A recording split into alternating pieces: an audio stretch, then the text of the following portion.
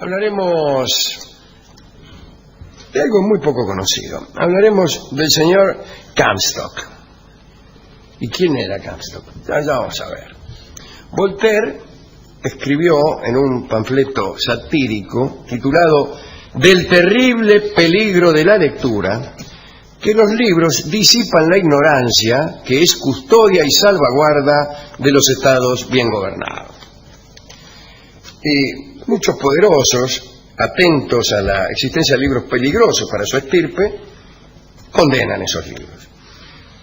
Para esas condenas siempre han tenido ayudantes. En Grecia estaban los psicofantas, que eran alcahuetes profesionales que denunciaban al gobierno cuando alguien se excedía en la crítica. Los psicofantas comenzaron, y ahí su nombre, denunciando el siguiente hecho. Habían establecido una prohibición en Grecia, en Atenas exactamente, de exportar higos. Prohibido exportar higos. Y la gente los exportaba igual, tipo eran productores de higos. Y empezaron a decirle a la gente que les iban a dar un premio al que denunciara a los exportadores ilegales de higos. Higo es psico. Y estos denunciantes que hicieron de ellos una profesión se llamaron psicofantas. Y después por extensión se llamó psicofanta a todo batidor, a todo alcahuete a sueldo, etcétera, etcétera. Bueno, los psicofantas denunciaban cuando alguien, por ejemplo, se excedía en la crítica. Puede decirse también que en Roma nació el puesto oficial de censor, fue instituido ya en la República, ¿no? Y durante 4 siglos los censores fueron magistrados que vigilaban la conducta de los romanos. Incluso llegaban a supervisar las obras artísticas. Y también hasta intervenían, ¿saben qué caso el censor? En casos privados de adulterio. Vos andabas con otra y estabas casado, el censor te mandaba en cana. Pero bueno. Cada tanto en otros reinos también había formas de censura. Muchas veces se quemaban libros que eran considerados nocivos para la población. Los escritos de Protágoras de Abdera, se quemaron en Atenas en el año 411 a.C. En el 213, el emperador chino Shi Huangdi, amigo de este programa, el que mandó a crear la muralla, trató también de acabar con la lectura y con el pasado. Declaró que la historia comenzaba el día tal y tal, y que lo anterior no servía para nada, y para asegurarse de eso, quemó todos los libros. En el 168 a.C., la biblioteca de Jerusalén fue destruida durante la revuelta de los macabeos. Augusto, en el siglo I, envió al exilio a los poetas Cornelio Gallo y Ovidio, amigo de este programa, le afanamos como 1000 metamorfosis. En el año 303, Diocleciano condenó al fuego a todos los libros cristianos, que no eran muchos.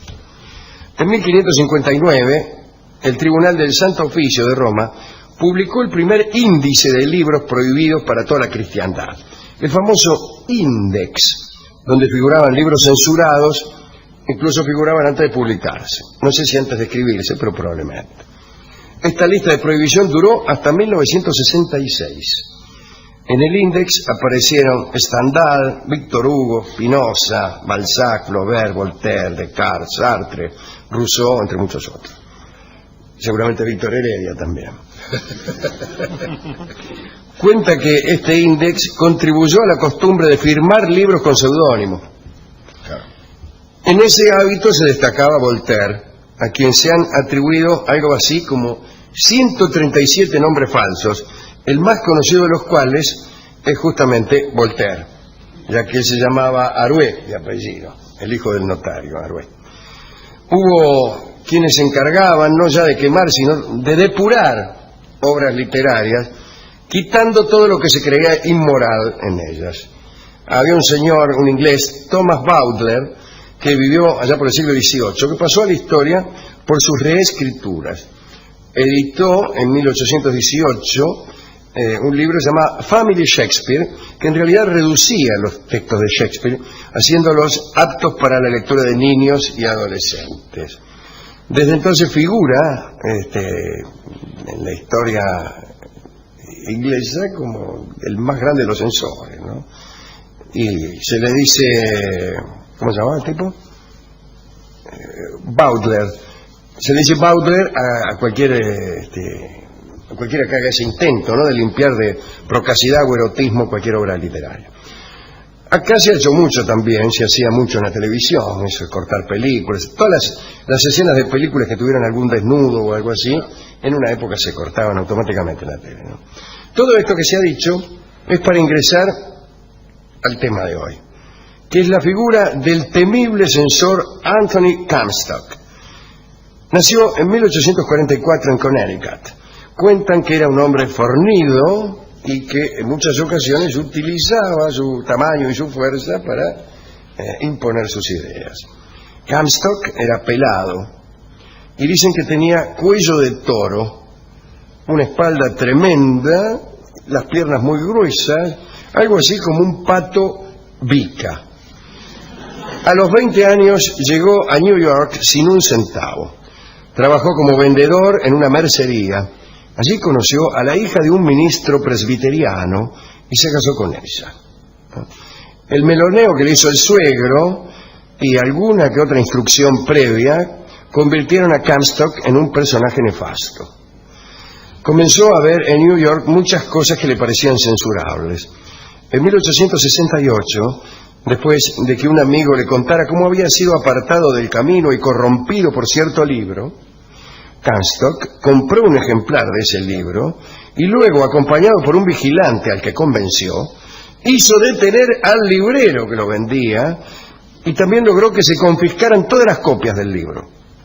Después de ese primer éxito, quiso continuar y en general lograba la detención de pequeños editores.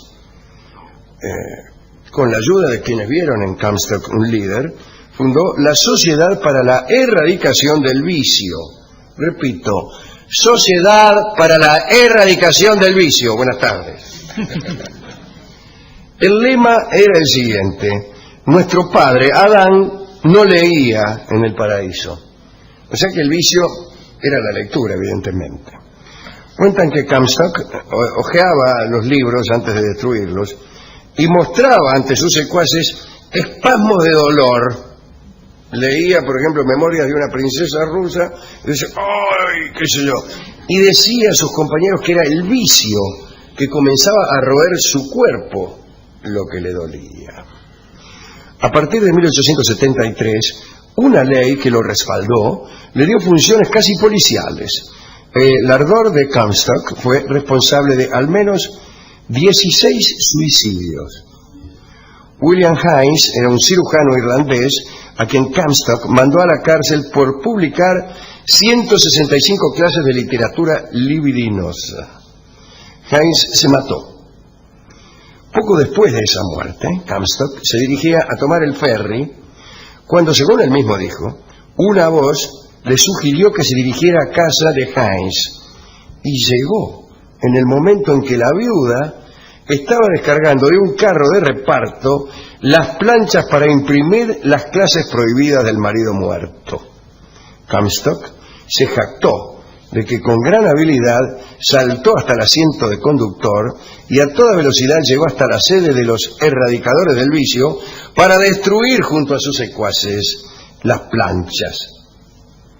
Los otros suicidios se cometieron por asuntos que comenzaron a exceder las lecturas prohibidas, ya que Comstock empezó a perseguir a los adúlteros. Dice la crónica: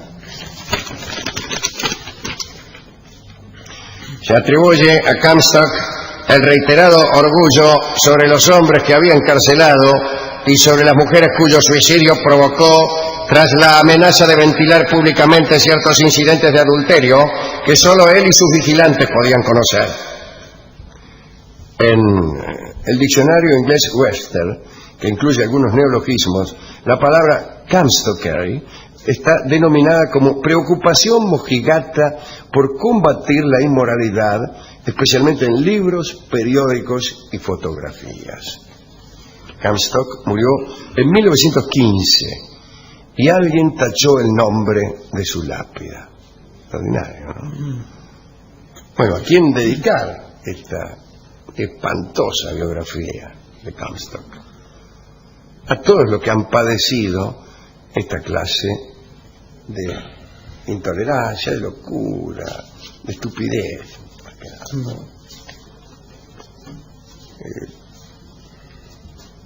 Algún día hablaremos de la censura, que no es exactamente esto. Finalmente, lo que no es posible es la libertad absoluta pública. El diario La Nación podría tener 500 páginas. Tiene, qué sé yo, 30, 40. ¿Por qué? Porque alguien elige lo que se va a publicar y lo que no. ¿Con qué criterio? Con el criterio que le da la gana, porque para eso es el dueño del diario, ¿no? O ha sido investido con la responsabilidad de hacer eso. Claro. En este programa podríamos leer todos los mensajes, y algunos no los leemos, porque de Pirulo saluda a Pancho y no lo leemos. Censura. ¿Por qué? Y porque nos parece que es más conveniente para nuestras carreras, para nuestra felicidad, no leer ese mensaje. Porque calculamos que si lo leyéramos, restaríamos tiempo para otras cosas que a nosotros nos parecen mejores. ¿Qué es eso? Censura. Pero ¿qué diferencia hay entre esto que acabo de decir y Comstock? Pensemos lo que un día hablemos. Mientras tanto, escuchemos el disco que nos dio el discotecario, ¿no? Aludiendo a este hombre y a sus quemas del libro. Escucharemos A Fuego Lento por Horacio Salgán. Quemar libros a fuego lento es difícil, porque el libro tiende apresura, el libro tiende a apresurar su ignición. Es impaciente el libro en arder. Hay libros impacientes por arder. Firmado Comstock. Horacio Salgán, A Fuego Lento.